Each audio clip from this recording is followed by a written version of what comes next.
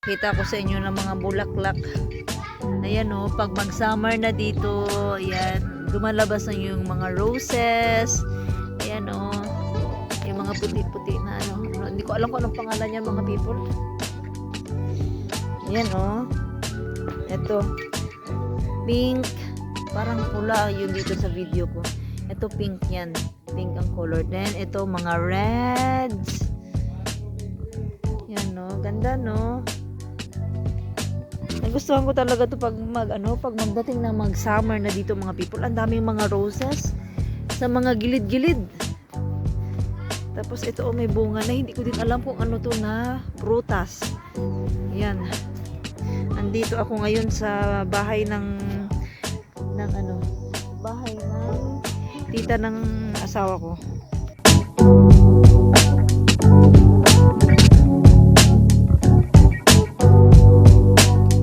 Ito antique na bahay mga people. Antique na bahay. Yan, andito kasi nagbisita kami ng bahay ng aking tita ng asawa ko. Tingnan nyo. Pati si Ax. Ayan o. Tingnan nyo si Ax. Yes, mi cacciano tutti. Tu chiudi la porta, sì. Papà, che facciamo al mare? Zia, ciao. Saluta la zia. Ciao zia. Grazie. Grazie. Come vedete. La prossima ma. Hello. Oh, isko. Già riunita. Oh. Andiamo. Yeah. Ma tu andare a vedere? Guarda quando abbiamo Yes. San Giovanni, Andiamo a vedere. Chi sta che dopo c'è di 50?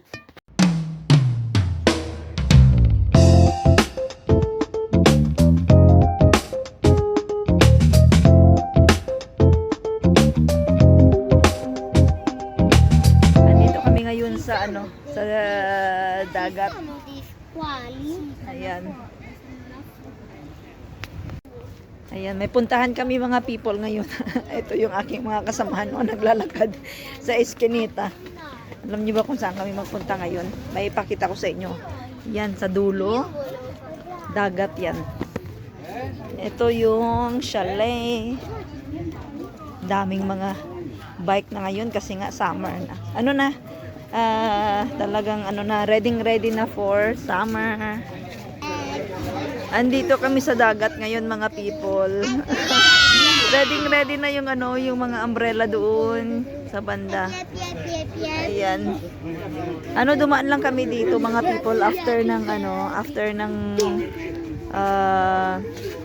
service sa church online and then after ng lunch.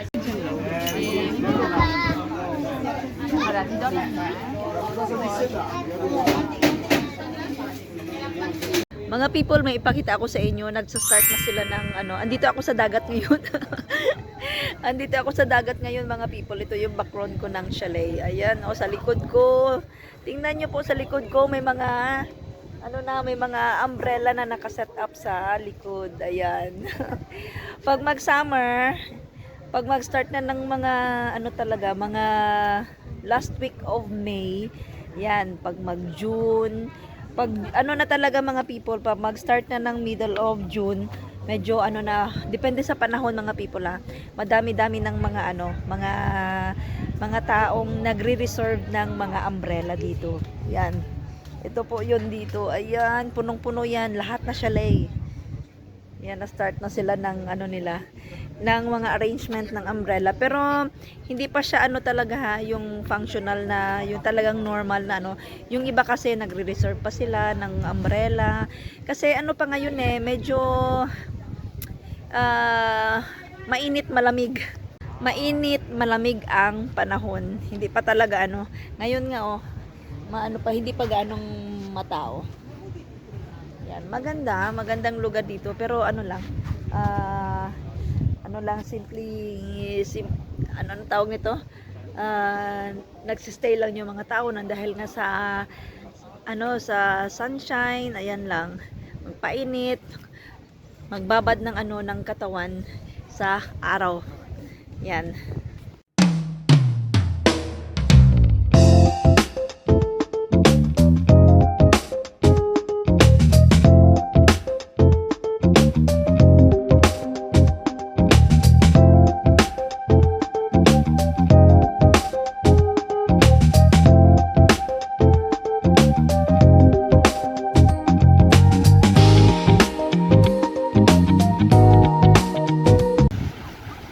Si Axe, mga people, andun sa dulo.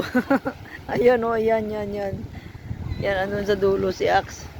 Actually, hindi siya talaga season na for mag-swim dito kasi nga malamig. Hindi naman siya super malamig pero tamang-tama lang. Si Axe mahilig sa dagat. Marunong yan siya lumangoy, kasi nga na siya na natuto ba sa sa swimming ng lesson. Kaya ito yung inaantay niya yung summer. Tingnan niyo mga people, ang paligid ko dito, may mga umbrella na. Parang makasabi na talaga ako na ready na sa Yan lahat yan.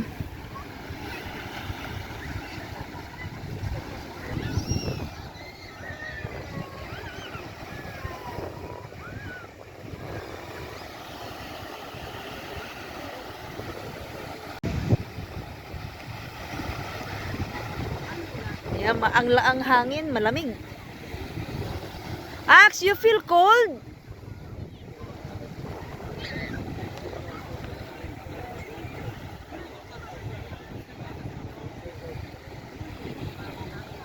Wala tayong magawa mga people. Kasi nga gusto niya, inaantay niya, nung pa to, mga ilang weeks na siya, parating niya akong tinatanong na gusto niya magpunta ng dagat. Pang dagat kasi, hindi hindi siya pwedeng hindi siya advisable na maligo ka talaga dito mga people kasi nga hindi pa wala pang hindi pa time. Siguro mga middle of June okay, pwede pa. Pero ito ngayon hindi pa pwede. Yan, naglalaro na yung mga bata. Pero pag mag-summer, ang daming mga dito, mga bata, mga teenager naglalaro. Yan maganda mga people Nag-start na nga sila. Yung iba kasi hindi pa nakabukas ng ng umbrella. Ayan, na tayo na may ang likod natin merong araw. Ayan. Ito yung lugar natin.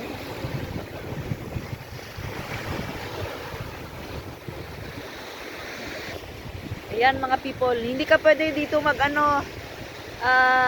mag-dress maligo kasi lahat dito nakabikini. Nakabikini ang pagliligo dito sa dagat. Pero hindi pa time talaga, malamig siya mga people. Malamig. Pag nasa shade ako, medyo siya, mafe-feel ko ang lamig kasi nga tingnan yung damit ko, ako. Nakapandamit ng summer. Tapos manipis pa.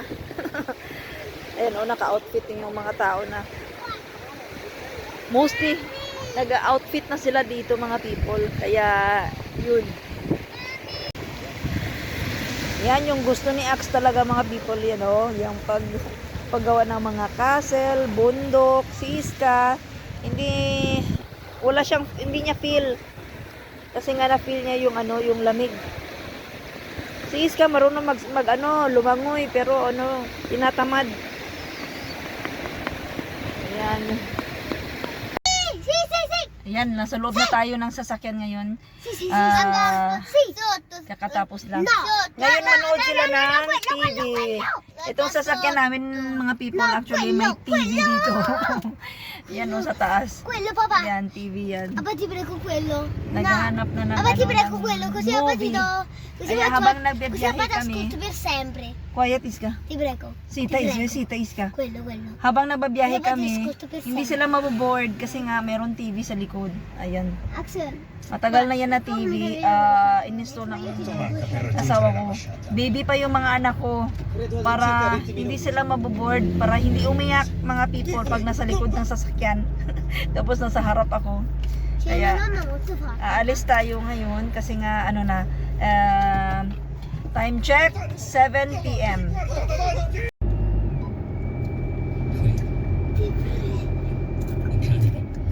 Tu pensi che adesso ti piaccia questo, no? Ayan na start naman yung mga people. Usually traffic talaga dito mga people pagdating ng summer. Pero hindi pa kasi summer, nagre-ready na sila ng mga umbrella. Tapos mostly na mga people, may mga restaurant kasi dito mga people. Tsaka mga coffee shop. Ayan. Ottimo lavoro. Finalmente lo costringeremo a dimettersi. È un piacere. Che ne dici di consegnarmi il materiale? Yan che mi hai dagat messo? yan sa pinakadulo. Magkano na?